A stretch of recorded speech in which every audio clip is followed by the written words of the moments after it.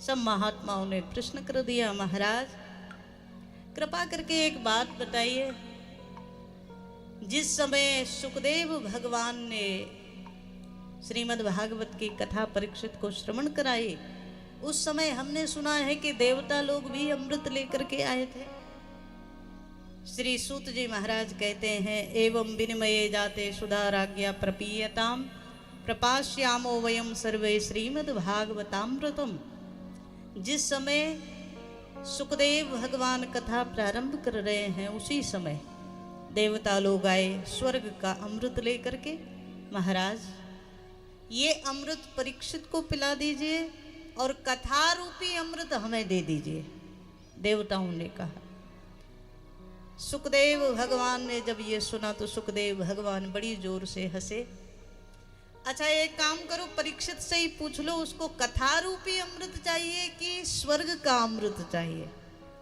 देवता लोग परीक्षित के पास आए, महाराज आपको 7वें दिन तक्षक के डसने से मृत्यु का अभिशाप मिला है, तो आपकी मृत्यु हमेशा हमेशा के लिए टल जाएगी।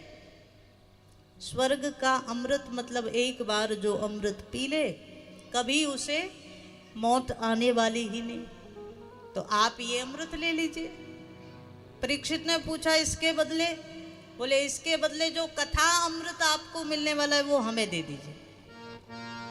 और देखो क्या सुंदर बात आज श्री सूत जी महाराज कहते हैं, परीक्षित ने हाथ जोड़ करके देवताओं से कहा, अरे देवो, आप जो स्वर्ग का अमृत लेकर के आए हो ये मुझे लंबा जीवन तो दे सकता है, ये मुझे दीर्घ जीवी तो बना सकता है, पर दिव्य जीवी कभी नहीं बना सकता।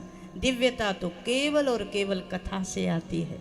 आप अपना अमृत वापस ले जाओ, मुझे तो कथा रूपी अमृत ही चाहिए।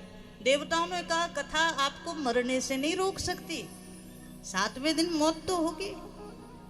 पर परीक्षित ने कहा कि 7वें दिन मृत्यु हो जाए कोई बात नहीं, लेकिन मुझे पता है कि कथा मुझे 7वें दिन मरने से पहले कृष्ण से मिला देगी, तो भगवान से मिला दे ऐसा अमृत मुझे चाहिए, जो दीर्घ जीवी बने न बने पर जीवन को दिव्यता दे दे, ऐसा अमृत। और तब देवताओं ने जाकर शिकायत की ब्रह्मा जी से, महाराज हमारे अमृत को छोटा कह दिया, स्वर्ग का अमृत। सब देवताओं के देखते देखते ब्रह्मा जी ने एक पलड़े, एक तराजू लगाया और उसके एक पलड़े पर संपूर्ण जितने भी ग्रंथ हैं वो रखे गए और एक पलड़े पर श्रीमद् भागवत महापुराण रखा गया। और तब श्री सूत जी कहते हैं, सबसे भारी लघुन्यन्यानि जातानि गौरवेण इदं महत् तदा ऋषिगणाः सर्वे विस्मयं परमं ययुः।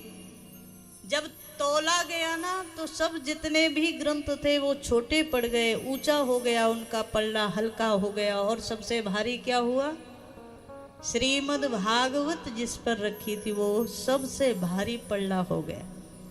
बोल भागवत भगवान की जय। सब देवताओं ने कहा ब्रह्मा जी से, महाराज ये क्या हुआ। ब्रह्मा जी ने बड़ी सुंदर बात कही, ये सब ग्रंथ हैं, किसी का अपमान नहीं है, किसी को छोटा बड़ा कहने का भाव नहीं है, सबका अपना महात्मा है।